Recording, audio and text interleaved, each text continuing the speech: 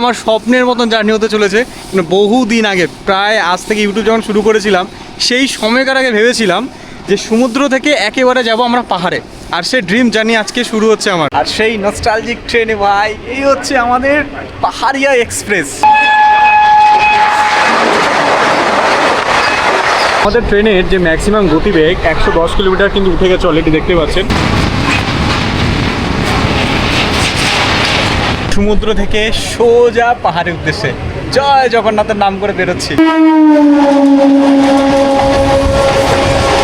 সত্যি জগন্নাথের দর্শনটা আমার একটা ইউনিক ছিল। মানে এই উদ্বোধন যেদিন হয়েছিল সেখানেও আসতে পারিনি, কিন্তু ভগবান যখন চায় আপনি কিন্তু তখনই তার সঙ্গে দেখা করতে পারবেন। সবই ভোরবেলা লীলা বলা যায়। ও ঝিকঝিক ঝিকঝিক ঝিকঝিক ঝিকঝিক ঝিকঝিক। আর নিচে দেখো, ও মাই গড, দেখো দেখো দেখো একবার। ও হো হো, কি দৃশ্য ভাই, এ কি দৃশ্য দেখলাম।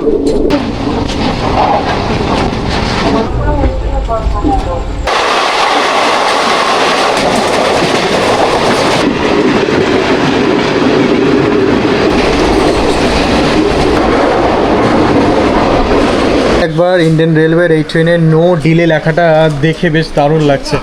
দারুণ লাগলো এই পাহাড়ি এক্সপ্রেস জার্নি করে। মানে মোটামুটি অলমোস্ট আমরা 750 কিলোমিটার যাত্রা সফর করলাম আমাদের নিউ জলপাইগুড়ি কন্যা এক্সপ্রেস। আমাদের ভাড়া ওই স্লিপারে 418 টাকা করে পড়েছে, আপনাদের এই কস্ট পড়বে।